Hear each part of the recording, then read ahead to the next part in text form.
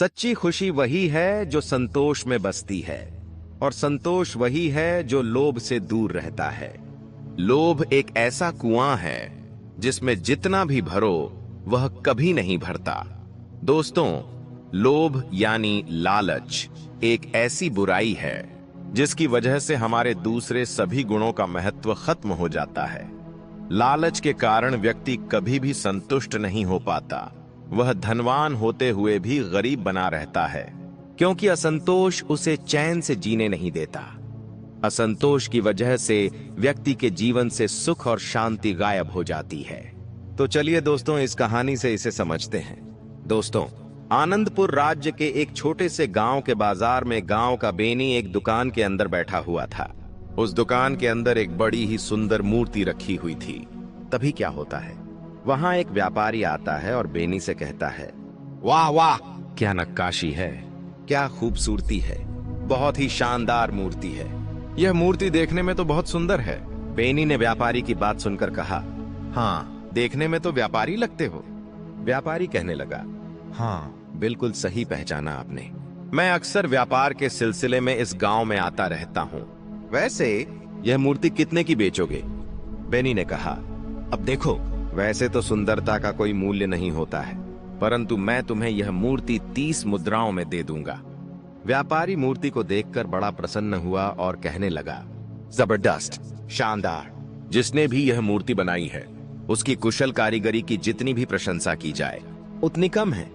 बेनी ने व्यापारी की बात सुनकर कहा, वैसे आपकी जानकारी के लिए बता दूं कि यह मूर्ति मैंने ही बनाई है।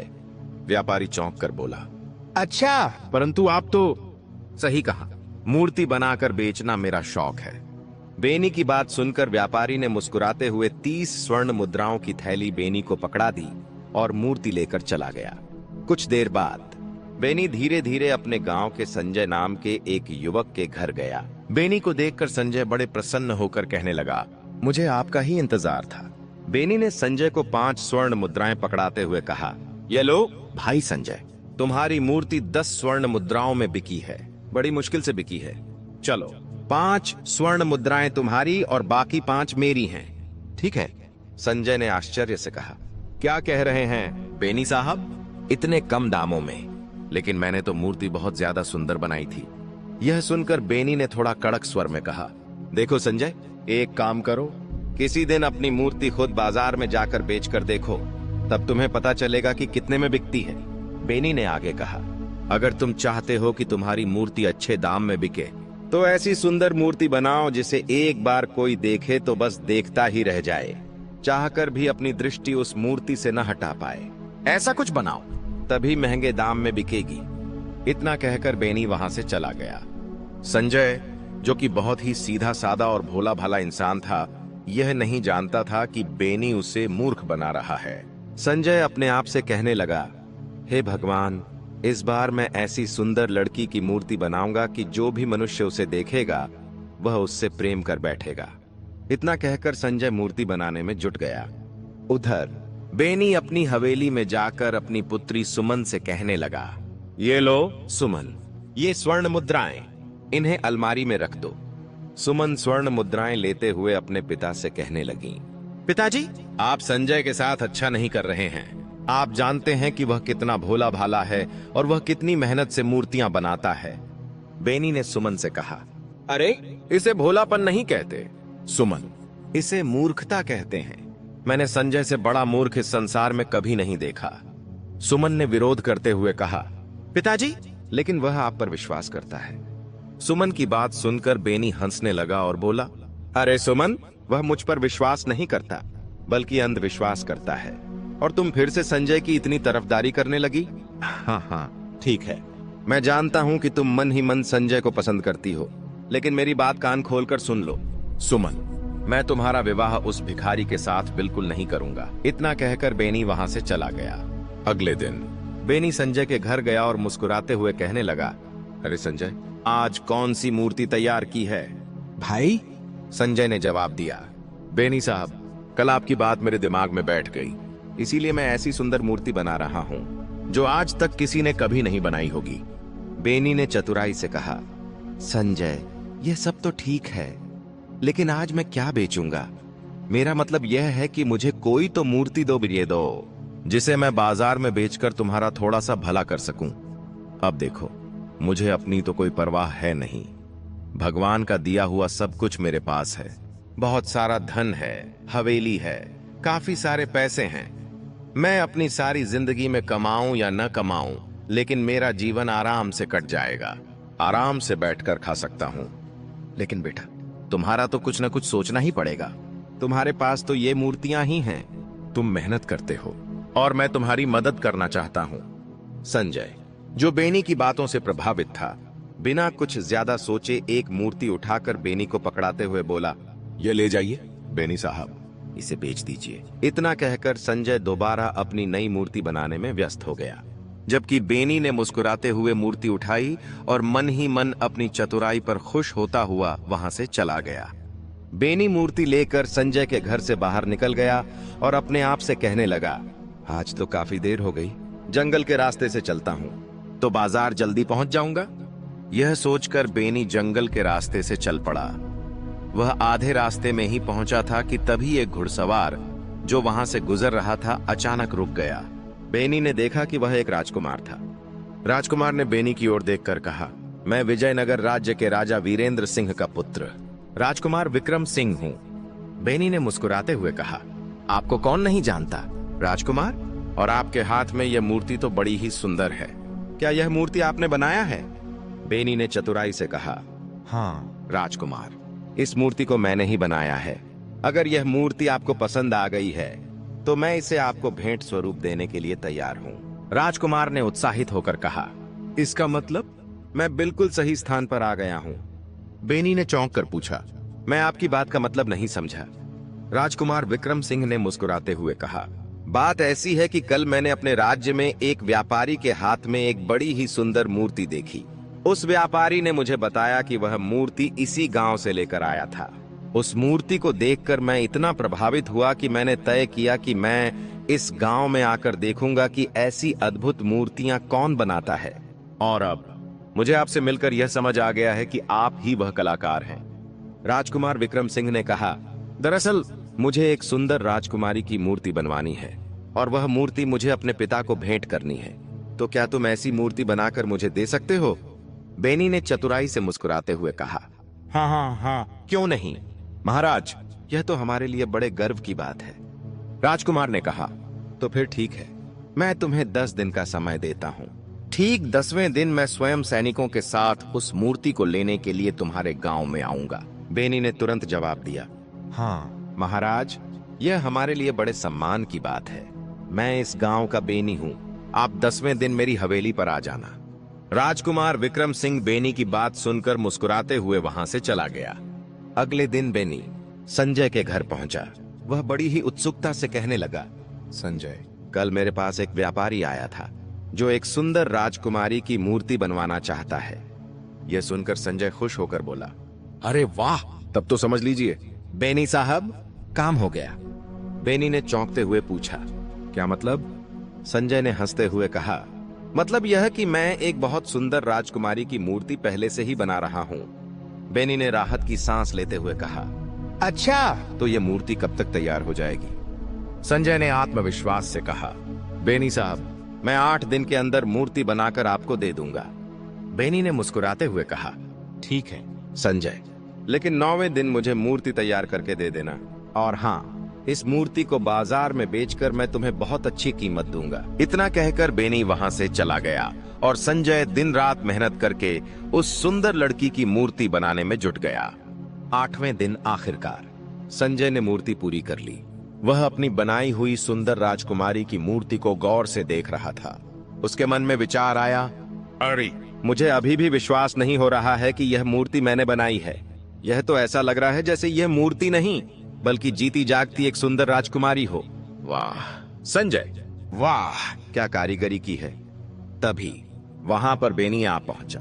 उसने मूर्ति को देखते ही आश्चर्य और खुशी से कहा, अरे संजय, क्या बात है, बड़ा अच्छा प्रदर्शन किया है तुमने। मूर्ति तो वाकई में बहुत ही सुंदर बनाई है।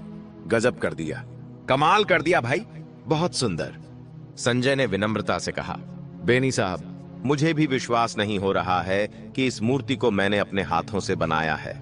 बेनी ने जल्दी से कहा। ठीक है, चलो संजय, लाओ इस मूर्ति को अब मुझे दे दो। संजय ने मूर्ति बेनी को सौंप दी। बेनी ने मूर्ति को बड़े गर्व और प्रसन्नता के साथ उठाया और अपनी हवेली की ओर चल दिया। मूर्ति को देखकर बेनी की बेटी सुमन आश्चर्य से कहने लगी, पिताजी, इस बार संजय ने मूर्ति तो बड़ी ही सुंदर बनाई है। सच में यह अद्भुत है। बेनी ने गर्व से मुस्कुराते हुए कहा। हाँ सुमन, मगर वह मूर्ख नहीं जानता कि इस मूर्ति को लेने के लिए कल राजकुमार स्वयं आ रहा है। सुमन ने चिंतित स्वर में कहा, पिताजी, फिर तो आपको यह बात संजय को बतानी चाहिए और राजकुमार को भी यह पता चलना चाहिए कि इस मूर्ति को किसने बनाया है। यह तो संजय की मेहनत का फल है। बेनी ने सख्त लहजे में कहा। ध्यान रखना बेटी, गलती से भी राजकुमार के सामने यह मत बोल देना कि इस मूर्ति को संजय ने बनाया है। मैंने राजकुमार से पहले ही कह दिया है कि यह मूर्ति मैंने स्वयं बनाई है। सुमन ने थोड़ा रुककर कहा, पिताजी, यह तो सही नहीं है। संजय का हक है कि उसकी मेहनत का श्रेय उसे मिले। लेकिन बेनी ने सुमन की बात को नजरअंदाज करते हुए कहा, यह मेरी बात आखिरी है, राजकुमार को कुछ भी मत बताना। बेनी को यह नहीं पता था कि खिड़की के बाहर गांव का एक व्यक्ति उनकी बातचीत को चुपके से सुन रहा था। वह व्यक्ति जो पहले से ही मूर्ति पर नजर रखे हुए था, मन ही मन सोचने लगा, वाह वाह, क्या मूर्ति है, बड़ी सुंदर मूर्ति है। अगर मैं इस मूर्ति को चुरा लूं और इसे विजयनगर राज्य में जाकर बेच दूं तो मुझे बड़ी अच्छी कमाई हो जाएगी। उसने तय कर लिया कि वह आज रात ही बेनी की हवेली में घुसकर इस मूर्ति को चुरा लेगा। उसका लालच और मूर्ति की सुंदरता उसके मन में गहरी योजनाओं को जन्म दे रही थी। रात के समय वह चोर आहिस्ता से दबे पांव उनकी हवेली में घुसकर उस मूर्ति को चुराकर जंगल में स्थित एक तालाब की ओर लेकर चला गया। वह सोचता है, आज यही तालाब के पास गुजार लेता हूं और सुबह उस मूर्ति को विजयनगर राज्य में जाकर वहां के राजकुमार को बेच दूंगा। अगली सुबह जब बेनी की आंख खुली तो वहां से मूर्ति गायब देख वह बुरी तरह चौंक पड़ा और गुस्से से सुमन से कहने लगा, सुमन सुमन, मैं समझ गया कि उस मूर्ति को किसी और ने नहीं बल्कि संजय ने चुराया होगा। उस नालायक को शायद भनक लग गई होगी कि उसकी बनाई हुई मूर्ति को लेने के लिए राजकुमार आने वाला है। वह सुमन से यह कह ही रहा था कि तभी राजकुमार अपने सैनिकों के साथ वहां पहुंचा। राजकुमार ने कहा, बेनी, हम आ गए हैं, लाओ, मूर्ति बन गई। बेनी ने कहा, क्षमा कीजिए राजकुमार, मैंने एक मूर्ति कल बनाकर तैयार की थी, लेकिन मूर्ति मिल ही नहीं रही है। लगता है कोई चोर चुराकर उस मूर्ति को यहां से ले चला गया है। राजकुमार, मैं क्षमा चाहता हूं, गलती हो गई हमसे, माफ कर दीजिए। यह सुनकर राजकुमार विक्रम सिंह क्रोधित होते हुए कहने लगे, यह क्या बकवास कर रहे हो तुम पिताजी के सामने हमें अपमानित करवाना चाहते हो। बेनी हाथ जोड़कर कहने लगा, मेरी बात का विश्वास कीजिए राजकुमार जी, मैं आपसे झूठ नहीं बोलूंगा। अब तुम मेरी बात ध्यान से सुनो। मेरे पिता इस समय जंगल की गुफा के अंदर अपने सैनिकों के साथ ठहरे हुए हैं और मैं भी वहीं ठहरा हुआ हूँ। मैं तुम्हें केवल कल तक का समय देता हूँ। मुझे किसी भी हालत में सुंदर राजकुमारी की मूर्ति चाहिए। अगर मुझे मूर्ति नहीं मिली तो कल तुम्हारी जिंदगी का अंतिम दिन होगा, समझे? इतना कहकर राजकुमार गुस्से से सैनिकों के साथ वहां से चला गया। बेनी गांव के लोगों की भीड़ लेकर संजय के घर पहुंच गया। अपने घर पर इतनी सारी भीड़ देखकर संजय घबराते हुए कहने लगा, क्या हुआ बेनी साहब? बेनी ने बड़े ही गुस्से के साथ कहा, बनो मत संजय, सीधी तरह से बता दो कि वह मूर्ति कहाँ है। अरे, तुम्हारी वजह से राजकुमार विक्रम सिंह मुझे धमकी देकर गया है। संजय ने चौंक कर कहा, मुझे कुछ समझ में नहीं आ रहा है। बेनी ने कहा, अरे तुमने जो मूर्ति बनाई थी, मैंने उस मूर्ति का सौदा राजकुमार विक्रम सिंह से किया था, परंतु कल रात वह मूर्ति मेरी हवेली से चोरी हो गई है। बेनी ने कहा। संजय ने पूछा, लेकिन आपने तो कहा था कि आपने एक व्यापारी से सौदा किया है। तभी बेनी गांव के लोगों से कहने लगा, वाह वाह, देखो भाइयों, देखो, इसे कहते हैं नमक हराम। एक तो इसकी बनाई मूर्तियां कोई कौड़ियों के दाम नहीं खरीदता। मैं इसकी मूर्तियों को जैसे तैसे बाजार में जाकर बेचता हूं ताकि इसका घर चल सके। और इसने मेरे साथ क्या किया है, देख रहे हो? तभी एक गांव का व्यक्ति संजय से बोला, देखो संजय, अगर तुम्हारी वजह से बेनी को कुछ भी हुआ तो हम सारे गांव वाले मिलकर तुम्हें इस गांव से धक्के देके बाहर निकाल देंगे। संजय ने सभी गांव वालों से कहा, अरे मेरा विश्वास कीजिए बेनी साहब, मैंने मूर्ति को नहीं चुराया है। आप सब लोग मेरा विश्वास तो कीजिए, मैं भला मूर्ति को क्यों चुराऊं? बेनी ने संजय का गला पकड़कर कहा, अरे मुझे क्या पता क्यों चुराए, मैं कुछ नहीं जानता। कल मुझे वो मूर्ति चाहिए, मतलब चाहिए, बात खत्म। इतना बोलकर बेनी गांव के लोगों के साथ वहां से चला गया। संजय रोता हुआ अपने आप से कहने लगा, हे भगवान, अब एक रात तो मैं दूसरी मूर्ति बना भी नहीं सकता, अब मैं क्या करूं? तभी वहां पर सुमन पहुंची और संजय से कहने लगी, इन सब का कारण मेरे पिता हैं। संजय हैरान होते हुए बोला, क्या मतलब? सुमन ने कहा, मेरे पिता अब तक तुम्हें ठग रहे थे। वह तुमसे मूर्ति ले जाकर बाजार में सोने के दाम में बेचते थे और तुम्हें ना के बराबर धन पकड़ा देते थे। संजय, कुछ दिन पहले तुम्हारी बनाई हुई मूर्ति विजयनगर राज्य के राजकुमार को बहुत पसंद आ गई थी, मगर पिताजी ने तुम्हें इस बारे में कभी नहीं बताया। उसी राजकुमार ने पिताजी को एक राजकुमारी की मूर्ति बनाने के लिए कहा था। राजकुमार यही समझता था कि मूर्ति तुम नहीं, मेरे पिताजी बनाते हैं। तुमने मेरे पिता को राजकुमारी की मूर्ति बना कर दी, लेकिन कल रात मैंने देखा कि गांव का जो चोर है और जिसका नाम है सन्नी, वह घर में दबे पांव घुस आया था और चुपके से उस राजकुमारी की मूर्ति को उठाकर जंगल की तरफ लेकर चला गया। यह सुनकर संजय बुरी तरह से चौंक पड़ा। उसने सुमन से कहा, और क्या इसके बारे में तुम्हारे पिताजी जानते हैं? सुमन ने कहा, नहीं, मैंने पिताजी को जानबूझकर नहीं बताया था कि मूर्ति किसने चोरी की है, परंतु मुझे यह नहीं पता था कि पिताजी तुम्हारे ऊपर चोरी का इल्जाम लगा देंगे, और मुझे यह भी नहीं पता था कि राजकुमार इतना आक्रोशित हो जाएंगे कि वह पिताजी को जान से मारने की धमकी दे डालेंगे। संजय ने कहा, अभी भी समय है, तुम जंगल में चले जाओ, हो सकता है कि वह चोर अभी विजयनगर राज्य नहीं पहुंचा हो, तुम्हें उसे वहां पहुंचने से पहले ही पकड़ना होगा। सुमन की बात सुनकर संजय तुरंत जंगल की ओर चल दिया। इधर वह चोर विजयनगर राज्य की ओर जंगल के रास्ते से जा रहा था। चलते चलते वह उस गुफा तक पहुंच गया जहां राजा रुका हुआ था। तभी एक बूढ़े सैनिक की नजर उस चोर पर पड़ी। उस चोर के हाथ में एक सुंदर राजकुमारी की मूर्ति को देखकर वह बूढ़ा सैनिक बुरी तरह से चौंक पड़ा और अपने बगल में खड़े हुए सैनिक से कहने लगा, जाओ, जाके इसे तुरंत गिरफ्तार कर लो और यहाँ लेकर आओ। सैनिक तुरंत उस चोर को गिरफ्तार करके उस बूढ़े सैनिक के पास लेकर गया। चोर को सैनिकों को देखकर घबराया और कहने लगा, मैं एक व्यापारी हूँ। सैनिक ने कड़क होकर कहा, तुम्हारा चेहरा बता रहा है कि तुम कौन हो, पहले यह बताओ कि यह मूर्ति तुम्हें कहां से मिली। उस चोर ने तुरंत बूढ़े सैनिक के पैरों में गिरकर कहा, मुझे क्षमा कर दीजिए, मुझे माफ कर दीजिए, मैंने यह मूर्ति कल रात ही बेनी के घर से चुराई थी, मुझे माफ कर दीजिए। तभी वहां पर संजय उस चोर को ढूंढते हुए आ पहुंचा और उस मूर्ति को देखकर बूढ़े सैनिक से कहने लगा, हाँ, इस मूर्ति को तो मैंने बनाकर बेनी को दिया था, कल रात ही इस मूर्ति को इसने चोरी कर लिया। यह सुनकर बूढ़ा सैनिक बुरी तरह से चौंक पड़ा और सैनिकों से कहने लगा, इन दोनों को महाराज के पास ले चलो। कुछ ही देर में वह चोर और संजय मूर्ति सहित गुफा के अंदर राजा वीरेंद्र सिंह के सामने खड़े हुए थे। उस मूर्ति को देखकर राजा वीरेंद्र सिंह बुरी तरह से चकित होते हुए कहने लगे, यह तो मेरी पुत्री राजकुमारी की मूर्ति है। राजकुमारी कुछ वर्षों पहले इसी गुफा के आसपास देखी गई थी, फिर उसके बाद वह कहीं नहीं मिली। तब से मैं हर वर्ष इसी गुफा में आता हूँ। तभी राजा वीरेंद्र सिंह का जो पुत्र था राजकुमार विक्रम सिंह वहां पहुंच गया। वह कहने लगा, पिताजी, यह मूर्ति तो इस जंगल के नजदीक गांव में रहने वाले एक बेनी ने बनाई है। लगता है यह दोनों चोर हैं, क्योंकि बेनी बता रहा था कि मूर्ति उसके घर से चोरी हो गई है। तभी संजय राजकुमार विक्रम सिंह से कहने लगा, नहीं नहीं, क्षमा कीजिए राजकुमार, लेकिन यह मूर्ति मैंने बनाई है। मैंने ही बेनी को यह मूर्ति बेचने के लिए दी थी। मैं ही मूर्तियां बनाता हूँ।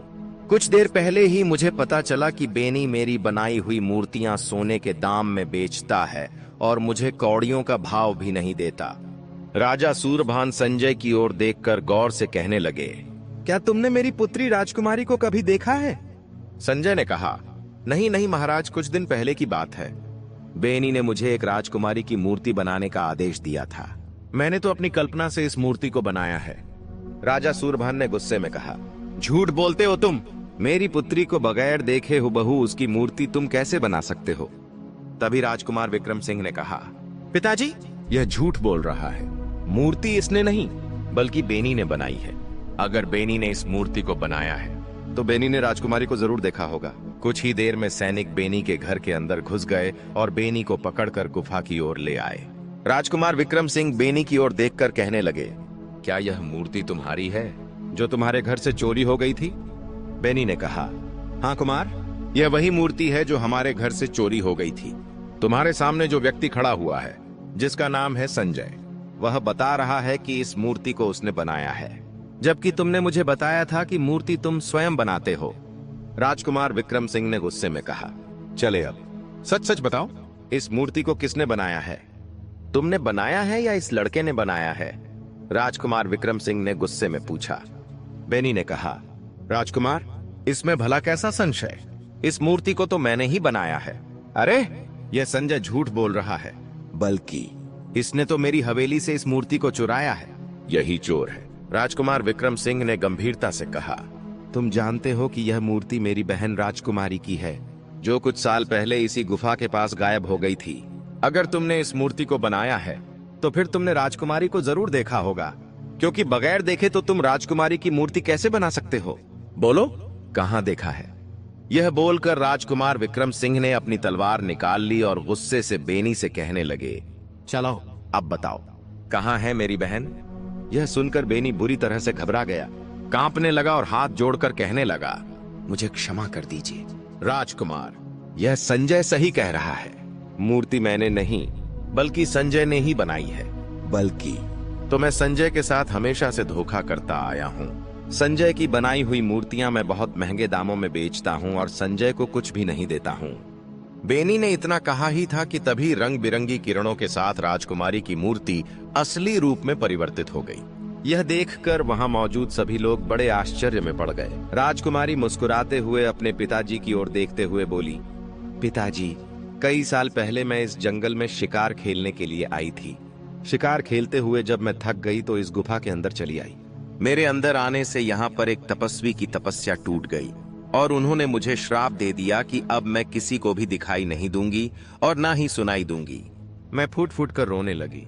तब तपस्वी को मुझ पर दया आ गई और उन्होंने मुझसे कहा कि जब भी कोई विचित्र मूर्तिकार अपनी कल्पना की से तेरी हूबहू दिखने वाली मूर्ति बना देगा और तेरी मूर्ति फिर घूम फिर के इस गुफा के अंदर आ जाएगी, तब तू उस मूर्ति के द्वारा अपने असली रूप में आ जाएगी।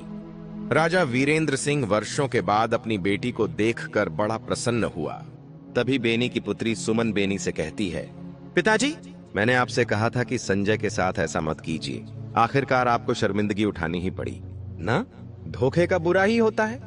संजय राजकुमार विक्रम सिंह से कहने लगा, राजकुमार, मेरी विनती है कि आप इन्हें क्षमा कर दीजिए।